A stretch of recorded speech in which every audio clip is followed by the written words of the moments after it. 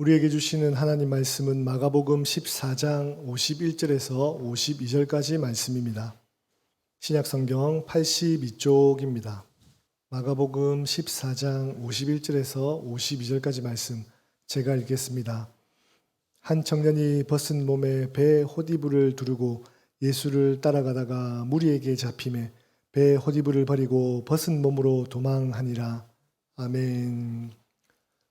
담임 목사님 나오셔서 말씀 선포하시겠습니다. 오늘 종료주일을 맞이해서 마가복음 14장 오늘 교회력으로 주신 말씀이에요. 이 말씀을 중심으로 해서 종료주일을 맞으며라는 제목으로 두 번째 설교 말씀을 드리겠습니다. 성경은 이렇게 표현하면 좀 그런데 일반적이지 않은 것을 일반적인 것으로 이야기를 하는 경우가 참 많아요. 그걸 발견하면 성경 속에 있는 참 보석처럼 이렇게 반짝반짝 빛나는 그런 것들을 발견하게 돼요. 지난번 행사 때도 갔더니 난 지나듯 읽었는데 여호수아하고 갈렙이라는 사람이 결국 약속의 땅까지 들어가잖아요. 그죠? 알죠? 근데 갈렙이 유다 지파의 족장이거든요. 여호수아는 대표자고 유다 지파인데, 근데 재미있는 것은 갈렙이 오리지널 유다 지파 사람이 아니에요. 오히려 에서의 자손이에요. 그런데 중간에 들어와서 원래 12지파 중에서 유다 지파가 싸움을 제일 잘했어요. 거기 합쳐지게 되는 거예요. 그러니까 이게 참 희한하잖아요. 에서의 자손이라고, 에돔 족속이라고요. 그런데 중간에 어떻게 들어왔는지 모르겠는데 들어와가지고 여리고성을 점령하고 가나안 땅에 들어갈 때 제일 용감하게 싸웠던 유다 지파의 족장이 됐다 그 말이에요. 여러분 아시듯이 성경 안에 무슨 라합의 얘기라든지 우리의 상식을 넘어서는 얘기가 많잖아요. 메시아의 족보 안에 여리고성의 기생, 요즘으로 말한다면은 유흥가에서 영업하는 주인 아줌마 이름이 들어가 있다 그 말이에요. 이 참 놀랍고 희한한 거죠. 제가 처음 신학대학을 졸업하고 전도사로 사역을 하러 나갔을 때 얼마 전에 세상을 떠나신 손도경 목사님이 저를 어렸을 때부터 키워주신 분이어서 첫 목회지로 나가게 됐어요. 전도사가 처음 돼가지고 이제 나갔는데 가봤더니 교회가 막 한참 시끄러웠던 거예요. 왜 그런가 그랬더니 그때만 해도 이제 그런 게 많을 때라서 대학 교수인 장로님 한 분이 있는데 전혀 그런 성향이 아니었는데 어떻게 갖고 하여튼 한월산 기도원회를 갔다 온 거예요. 그리고 거기서 방언 은사를 받고 온 거예요. 그러고 나서 교회를 와가지고 어떻게 바뀌었냐면 이 방언 못하면 이거 신자도 아니다. 이렇게 된 거예요. 그 신자들을 모아놓고 금요일 날 밤마다 집회를 하는 거예요. 이 양반이. 신자들 모아놓고 방언하라고 장로님이 지하 교육반에서 1층 교육관에서. 그러니 이게 담임 목사님 어떡하냐고 그냥 내버려두면 엉망이 될 거 아니에요. 그래서 1년을 매일 금요일 날마다 어쩔 수 없이 목사님이 내려가서 이제 바른 은사가 뭐고 바른 교회 직분이 뭐고 이렇게 금요일 날 집회 아닌 집회를 이제 매일 한 거예요. 그러다가 이 양반이 내가 갈 때쯤 돼가지고는 당뇨가 와가지고 굉장히 힘들어진 거예요. 그래가지고 내가 전도사 1호봉에 목사님이 새벽 기도를 못 하시는 거라. 그런데 전도사 처음 돼가지고 이제 새벽 기도를 하게 됐어요. 새벽 기도에 많이 오는 것도 아니지만. 그래서 새벽 기도를 인도하게 되는데, 그때부터도 난 생각이 그랬어요. 내가 교회를 오래 다녔기 때문에, 또 머리가 좋았으니까 젊어서, 이렇게 목사님 벌써 말 시작하면, 저건 들은 얘기고, 이런 게 너무 많이 쌓여져 있어서, 젊어서 나가서부터도 생각은 뭐냐면, 설교를 들으러 온 신자들의 정성을 생각해서라도 가능하면 들은 얘기를 하지 말자. 어떻게든 새로운 걸 연구해서 새로운 얘기를 하자. 그래서 참 그때는 젊었으니까 객기죠. 이제 영어책을 사서 영어 자료를 읽어가면서 이제 새벽 기도를 하게 됐어요. 근데 어느 날 그 새벽 기도를 위해서 책을 딱 읽는데 이런 문장이 있는 거예요. 하나님은 어린 아이 하나가 재채기를 하는 거를 지켜보시고 재채기하는 숫자까지도 성경에 기록해 놓으신 자비로우신 하나님이십니다. 이렇게 돼 있는 거예요, 문장이.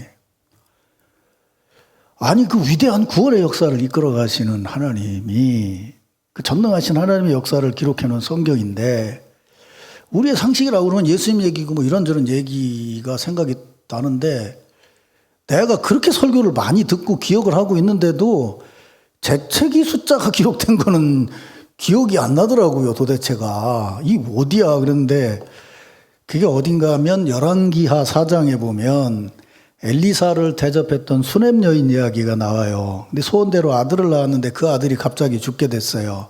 그래서 이 어머니가 엘리사를 집으로 초청을 해서 아이를 위해 기도하는데 그때 그 엘리사의 기도가 굉장히 상징적이죠. 뭐라 그럴까, 아이를 놓고 그 위에 이렇게 그대로 이렇게 온몸을 얹고 기도를 해요.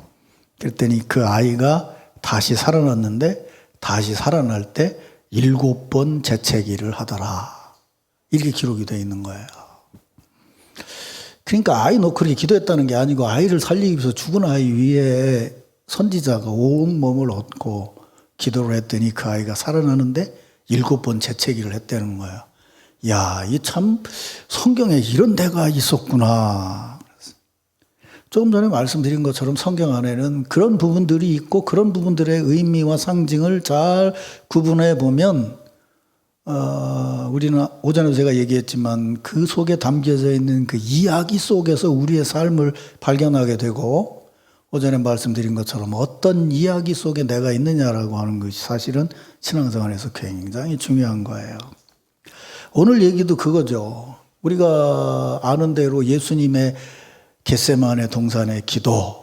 그러면 우리가 아는 것이 그 전에 제자들하고 식사를 하시고 기도를 하러 가셨고 기도를 하러 가셨을 때 또 제자들이 뭐 졸았다는 얘기, 그 다음에 뭐 이마에서 뭐 땀방울이 빗방울같이 흐르도록 기도하셨고 기도하신 다음에 이젠 때가 됐다 그러니까 뭐 가룟 유다가 데리고 와가지고 뭐 키스를 했다든지 뭐 이런 얘기들을 그 큰 흐름을 기록하고 있고 그 대목을 읽게 되면 우리는 그 순환의 의미를 생각하면서 우리 자신들을 돌아보게 되는데, 그런데 오늘 본문의 얘기는 말이에요.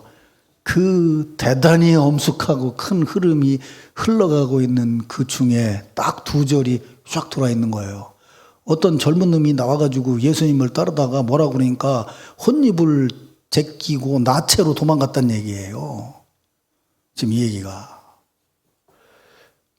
이 얘기를 이 대목에서 기억할 수 있는 사람이 별로 그렇게 많지 않아요.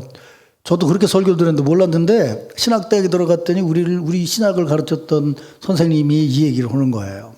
마가복음을 가르치면서 그 대목에 웬 젊은이가 자다가 일어나서 혼이불을 뒤집어 쓰고 예수님을 따라갔는데 사람들이 알아보니까 혼이불을 던져버리고 나체로 도망갔다는 얘기가 있다. 야, 이거 뭐 성경에 그런 얘기가 있나. 그때 처음 이 대목의 얘기를 알게 됐어요. 그리고 이 대목에 담겨져 있는 의미를 생각하게 됐죠.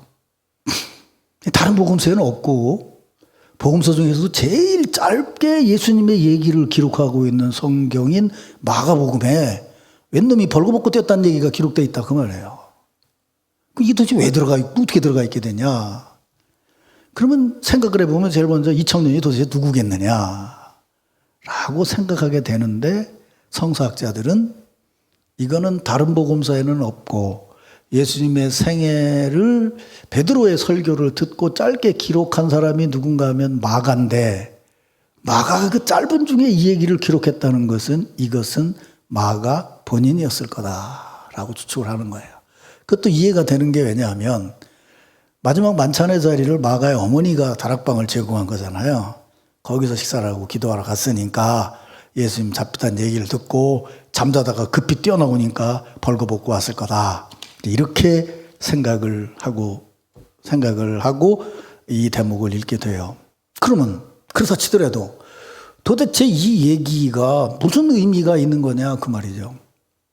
그것은 몇 차례 말씀드린 것처럼 복음서를 근본적으로 기록한 그 의미를 생각해야 돼요. 복음서는 어쨌든 아시는 대로 지금 우리가 얘기하는 대로 예수님의 십자가의 죽으심과 고난, 예수님의 사역이에요. 근데 이 얘기를 읽을 때에 복음서를 쭉 그 예수님의 제자들에게 들은 사람들이 읽었는데 여러분 그런 의심 안 드세요? 이해가 좀 안 되는 대목이 있잖아요. 뭐냐면 처음 따를 때 예수님을 따르겠다고 하는데 예수님 제자들 치고 제대로 예수님 따른 사람이 있냐고요. 삭개오나 마리아나 뭐 이런 사람들은 예수님의 제자가 아닌데 제대로 따랐다는 얘기가 있는데 예수님 제자들은 계속 지네 꼴대다 슈팅하는 애들 아니에요? 헛발질만 하고 있잖아요. 엉뚱한 짓만 하고 그러잖아요. 그대로 나와 있다고요. 그래서 로드마리 루터라고 하는 독일의 유명한 여성 신학자는 뭐라고 얘기하냐면 복음서는 예수님을 전하는데 예수님을 얘기할 때는 반드시 그 얘기 밑에 깔려 있는 게 뭐냐면 그때 우리는 몰랐다라는. 그러니까 복음서의 기록은 회개의 기록이라는 거예요. 그러니까 우리가 복음서를 읽을 때, 성경을 읽을 때 둘 중에 하나예요. 잘못 읽으면 오전에 얘기한 것처럼 메리트를 생각해요. 내가 공적을 세워서 예수님이 십자가를 지셨지라고 생각하면 교회가 세워졌지. 그럼 잘못 생각하는 거예요. 이 대목을 읽으면서 둘 중에 하나예요. 하나는 뭐냐? 그래. 내가 그분의 은혜를 깨닫지 못하고 살았지라고 하는 회개예요. 그게 고난주간이에요. 부활주간은 뭐냐? 그래. 그분의 은혜로 우리가 새로워졌지. 그 두 가지예요. 복음서의 기록은 뭐냐? 이것은 제자들이 나는 예수께서 그렇게 사역을 하실 때에 3년을 따라다녔지만 사실은 뭘 모르고 있었다라고 하는 회개의 기록이라는 거예요. 회개하니까 이렇게 시시콜콜 다 기록할 수 있겠죠. 예수님을 막았다든지 뭐 이런 얘기들이 만약에 우리가 캐토릭에서 얘기하는 것처럼 베드로가 첫 번째 교황이라고 그러면 예를 들어서 교황된 다음에 이런 기록이 남았다고 그러면 베드로가 삭제시키지 않겠어요?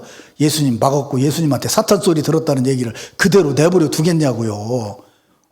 이거 요새 이상한 말만 한 번 해도 국회의원 후보 됐다가 그 다음날 탈락되는 세상인데 다 없애버렸을 거 아니냐 그 말이에요. 근데 그게 생생하게 살아있다는 얘기는 뭐냐면 그래 난 그렇게 실수하는 사람이었어 라고 하는 회개의 기록이었다는 거죠. 이쯤에서 여러분들에게 다시 말씀드려요. 뭐 제가 말씀드리지도 않아도 알겠지만 종료주일을 지나고 고난주간을 지나고 부활절을 앞두고 지나는 이 한 주간이 진정한 회개의 기간이 되기를 주의 이름으로 축원합니다. 성경은 아냐 모르냐를 위해서 기록된 책이 아니에요.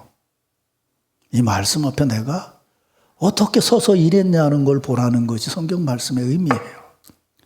유독 고난주간에 금식을 하고 기도하는 이유는 그런 거를 조금 더 의도적으로라도 주님 앞에서 바르게 서보겠다고 하는 그런 작은 몸짓인 거죠. 내가 무슨 공로가 있습니까? 주님 앞에 한 짓이라고는 그저 잘못뿐입니다. 라고 하는 거죠.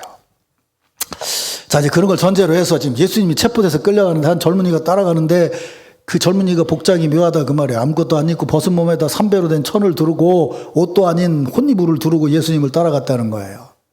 왜 그 모습으로 따랐냐? 아까 말씀인 것처럼 자다가 일어나가지고 그러니까 그거는 이제 보세요. 그 얘기를 하면서 그때 예수님 겟세마네 동산에서 기도할 때 제자들이 그러잖아요. 그거 잤다고 그러잖아요. 예수님이 잤다고 얘기했겠어요? 본인들이 얘기한 거겠죠. 잤다 그러니까 이 친구도 나도 잤다 그 얘기죠. 이제 나도 잤다. 넌 기도하러 가서 잤지만 나는 집에서 잤다 이 얘기 아니에요? 자다가 깼으니까 이제 혼이불을 두르고 이제 따라가게 된 거죠. 그런데 이게 의미상으로 이 대목이 참 묘하잖아요. 벗은 몸에 3배 혼이불을 걸치고 있다. 이 뭐 생각나세요? 이 장례식장 생각나는 거 아니에요? 그쵸? 돌아가신 분들 모습 이거 아니에요? 다 벗기고 혼이불 같은 삼배 하나 걸치고 있는 게 뭐예요? 죽은 자의 모습인 거죠. 그러니까 이게 이런 얘기예요, 지금. 예수님을 따라가긴 따라갔는데 자다가 일어나서 내가 따라갔더니 혈기로 따라갔지만 남들이 보던 내가 생각했던 그때 내 모습은 죽은 자였다라는 거예요. 생생하게 살아있는 자가 아니었다는 거예요. 그러니까 젊어서 혈기 있다고 살아있는 게 아니에요. 늙어서 나이 들었다고 그래서 죽어있는 게 아니에요. 사도 바울 얘기하잖아요. 내가 관제와같이 주님 앞에 드릴 때가 됐지만 나는 여전히 주님께서 주실 면류관을 바라보고 지금도 여전히 내 길을 걸어간다라고 고백하잖아요. 그러니까 이 대목의 모습이 바로 그거죠. 급하니까 겉모습 걸치고 나왔어요. 그것만 벗겨지면 다 벗겨진 거예요. 죽은 거나 다름이 없다는 거죠. 어려움이 다가오니까 그나마 걸쳤던 것까지 벗겨지게 된다는 거죠. 여기서 이제 우리들이 참 신앙생활을 하고 사역을 하면서 우리 자신들을 잘 들여다봐야죠. 자다 말고 내가 그래도 챙긴다고 챙겼는데 급하게 챙긴 것이 혼입을 하나 뒤집어쓰고 따랐는데 거기다 예수님 체포되고 나니까 그것마저 벗겨져 가지고서 벌거벗고 도망갔다? 그게 나다. 뭐 내가 하나님 앞에 대단한 걸 얘기할 수 있겠냐. 혼입을 하나 걸치고서 걸친 거 가지고 자랑하려고 살아가는 것은 아니냐라고 하는 스스로의 모습을 이 대목에서 발견하게 되는 거죠. 마가는 지금 이 글을 쓰면서 자신의 그런 모습을 솔직하게 고백하고 있는 거예요.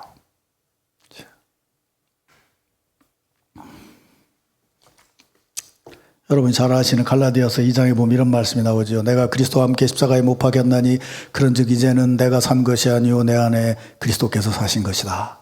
내가 육체 가운데 사는 것은 나를 사랑하사 나를 위하여 자기 몸을 버리신 하나님의 아들을 믿는 믿음 안에서 사는 것이니라. 바로 그 고백에 비춰봤을 때 자기 자신의 모습인 거 아니겠냐 그 말이에요. 사랑하는 성도 여러분, 고난주간을 지나면서 여러분 자신의 모습을 말씀에 비추어서 한번 진실되게 돌아볼 수 있기를, 겉모습만 대충 어두운 데서 채우고 신앙인인 것처럼 하고 예수를 따르고 있는 것은 아닌지 여러분 자신을 한번 돌아볼 수 있는 시간이 있기를 주의 이름으로 축원합니다. 한 가지만 더 생각을 해보죠. 이 대목의 여기 얘기를 그 문학적으로 말하면 낯설게 하기로 아까 얘기했잖아요. 일상적이지 않은 걸 일상적인데 집어넣으면 그 의미가 달라지게 된단 말이에요. 그러면 이걸 이제 다시 한번 들여다보자고요. 예수님 따르다가 벌거벗고 도망치는 상황이 됐다라고 고백을 할 때 오전에 말씀드린 것처럼 자기가 지금 그렇게 도망가는 중이었으면 절대로 이런 말을 못했을 거예요. 그죠? 그걸 넘어섰으니까 내 자신 있게 얘기를 하죠. 얘기한단 말이에요. 내가 어려서 이사를 굉장히 많이 다녔어요. 아버지가 군인이어서 우리 어머니 말로는 뭐 한 20번을 넘게 다녔다고 그래요. 그 당시에 이사를 다니려면 뭐였냐면 군용열차를 타고 다녔어요. 나는 그 열차 기적 소리가 그렇게 무서웠어요. 어렸을 때. 그래서 20몇 번을 전방으로 뭐 내가 태어난 데가 인제 가면 언제 가나 원통에서 못 살겠네. 12사단 있는 거기란 말이에요. 우리 어머니 말을 이렇게 긁으면 뼈 나오는 그 동네였다고요. 거기서 내가 어려서 태어나서 살았으니까 겁이 굉장히 많았고 또 누구 앞에 나서지도 못했어요. 내가 사람들 앞에서 이렇게 얘기하는 사람이 되리라고 나는 전혀 생각을 못했어요. 그래서 내가 야뇨증이 있었어요. 어렸을 때. 오줌 싸개였다고요. 생각해 보세요. 내가 지금 오줌 싸고 있으면 이 말 하겠어요? 넘어섰으니까 말하지, 그지? 내가 지금 혼입을 듣고 도망갈 상황이면 혼입을 덮고 도망갔다고 얘기하겠냐고. 넘어섰으니까 얘기할 수 있는 거지. 무슨 말씀인지 아시겠지? 그래서 자신의 어려움과 허물을 스스럼 없이 얘기할 수 있는 사람은 대화가 가능한 사람이에요. 그거 얘기 안 하려고 그러면 아직 거기서 못 벗어났다는 거예요. 근데 신앙인들 보면 이렇게 싸가지고 그걸 감추고서 그게 자기 모습인 것처럼 얘기하려고 그래요. 참 어리석은 거예요. 참 어리석은 거예요. 난 벌거벗고 뛰었다라는 얘기를 할 수 있어야 지금 옷 입고 주의 일을 하고 있는 사람인 거예요. 믿습니까, 여러분? 그런데 아까 말씀드렸잖아요. 베드로가 마가를 시켜서 이 복음서를 쓸 때 대충 성사학자들이 여러분에게 설교할 때 여러 번 말씀드렸지만 이 복음서를 마가복음을 읽는 사람들은 누구냐면 박해 중에 있고 박해 앞에 있는 사람들이에요.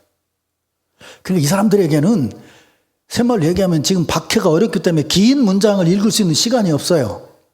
그리고 뭐 그럴듯하게 살 수 있는 거 얘기할 수가 없어요. 누구냐면 예수님은 하나님의 아들이시다, 역사를 바꿔놓는 분이다라는 것만 필요했어요. 근데 베드로가 지금 쭉 얘기하면서 한단 말이야. 나는 그때 주님을 배신하고 이렇게 얘기하면서 회개의 글을 베드로가 지금 마가보고 쓰라고 한단 말이야.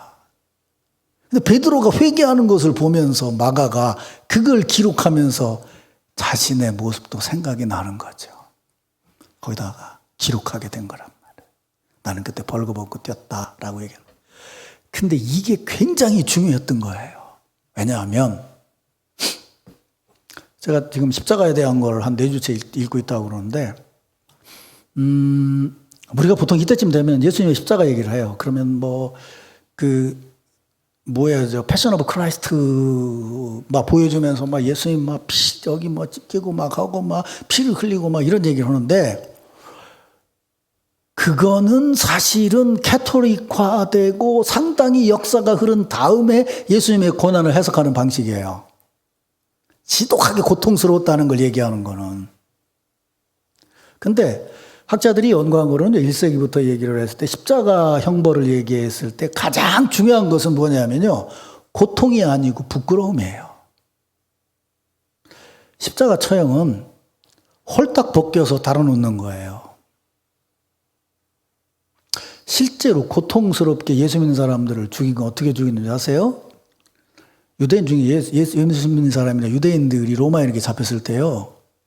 한 가족을 인디언도 아닌데 머리 가죽을 벗기고 칼로 흠집을 내고 끓는 물에다 집어넣고 그렇게 죽였어요. 그 고통하고 십자가 고통하고 비교를 해보면 고통으로는 십자가보다 훨씬 더 고통스러운 죽음이 많았어요. 근데 왜 십자가를 싫어했냐면 부끄러움과 수치 때문이라는 거예요. 여러분 지금도요. 이스라엘이든지 아랍권이든지 인도까지요. 그 친구들 동남아까지도 그런데 그 친구들은요. 절대로 하체를 안 보여줍니다. 목욕탕에 가도 동성끼리도 하체를 안 보여줘요. 절대 하체는 굉장히 부끄러움이 되는 게 강해요. 우리나라 사람처럼 막 아무데나 벗고 막 저기 막 사우나 막 돌아다니고 이런 사람 없어요.